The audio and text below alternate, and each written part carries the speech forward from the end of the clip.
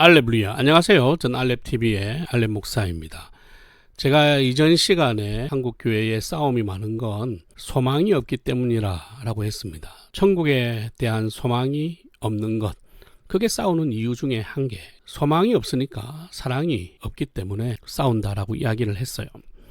그러면 천국 소망이 없는 이유는 뭐냐 이거죠. 그게 바로 이 땅에 소망이 있기 때문입니다. 저는 자유 대한민국을 사랑합니다. 자유민주주의를 수호하고 싶고, 제가 원하는 나라는 법치주의 그리고 시장경제가 자유시장 경제가 되는 나라였으면 좋겠습니다. 그래서 제 후손들에게, 자녀들에게 자유 대한민국을 물려주는 것, 그거는 이 나라에 사는 사람이라면 당연히 가져야 하는 마음이라고 생각을 해요. 하지만 교회에서마저 자유 대한민국을 물려줄 필요는 없다고 생각을 합니다. 교회에서 자유 대한민국을 언급하지 말라는 게 아니라, 교회는 그보다 훨씬 더, 자유 대한민국보다 훨씬 더 위대한 가치, 우리가 물려줘야 하는 신앙적 가치가 있다는 겁니다. 이것만 물려줘도 지금의 세상보다 훨씬 더 나은 세상으로 바뀔 수 있다고 생각을 합니다.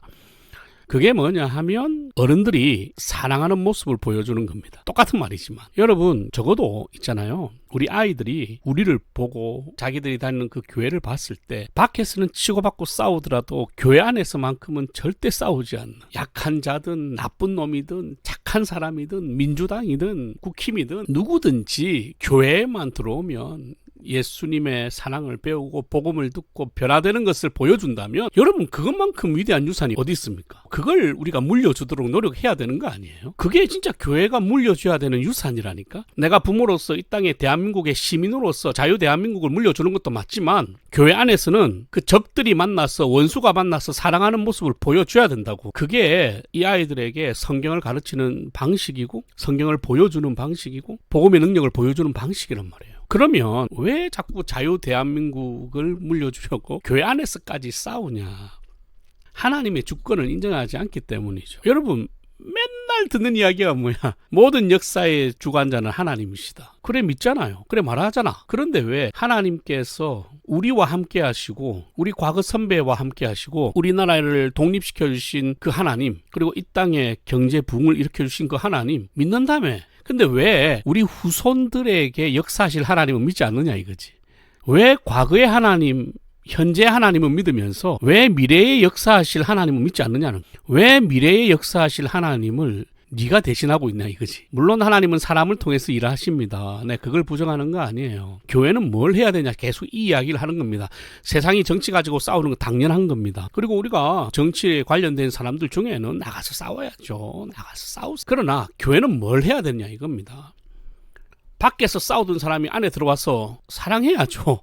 그게 교회가 해야 될 역할이지. 우리가 아이들에게 물려줄 유산이 그겁니다. 분명히 엄마가 저 사람과 원수졌고 저 사람한테 큰 손해를 입었지만, 교회 안에서만큼은 절대 저 사람을 무시하거나 욕하지 아니하고 사랑으로 품어주고 그 사람을 용서하려고 살아가는 모습을 보여주는 거, 그게 우리가 물려줘야 되는 유산인 거예요. 그런데 교회에서도 똑같이 목사 장로끼리 싸우고 있고, 똑같이 집사 장로끼리 싸우고 있고. 아니, 그런데 무슨 이 나라에 소망이 있습니까? 여러분, 소망 없어요.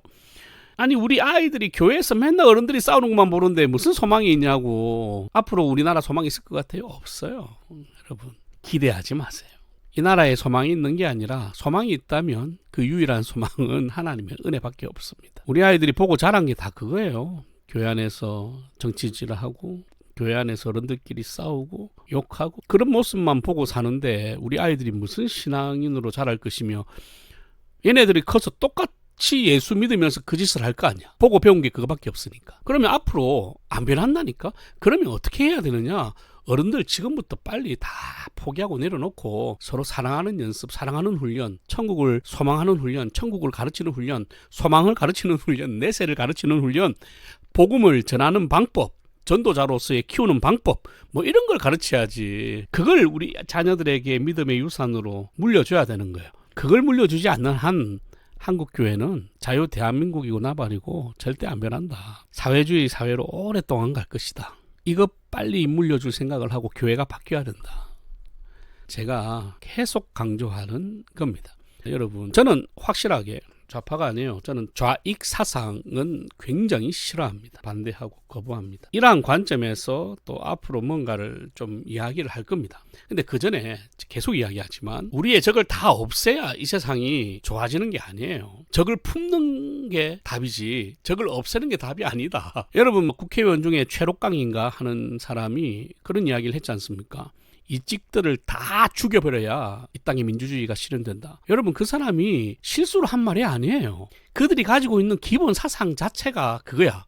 제가 이 부분에 대해서 극좌가 끝으로 가면 제노사이드가 된다는 걸 앞으로 계속 이야기를 할 건데, 그러면 반대로 교회 안에 있는 좌파를 다 죽여버리고 교회 안에 있는 좌파를 다 쫓아내면 이 세상 평화가 올 것 같습니까? 아니에요. 똑같아요. 그거는 그들과 무슨 다를 점이 있는 거야? 똑같잖아요. 교회는 달라야 되잖아. 그럼 뭐가 달라야 되는 겁니까? 우리가 이 자녀들한테 물려줘야 되는 유산은 사상이 아니라 신앙이에요. 여러분 이걸 꼭 기억하셨으면 좋겠어요. 자유민주주의가 아니라 성경입니다. 이걸 물려줘야 돼. 그러면 그 시대에 역사하시는 하나님이 이 아이들을 통해서 또 새롭게 세워갈 교회를 우리는 기대할 수 있다는 거예요. 하지만 지금은 기대도 못해. 제발 부탁입니다, 여러분.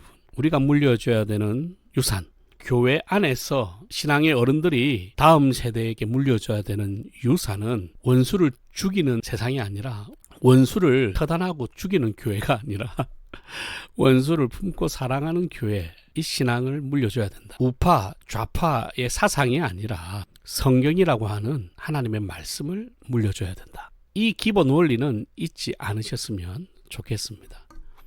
이렇게 물려주려면 하나밖에 없죠. 사랑합시다. 같은 결론이지만.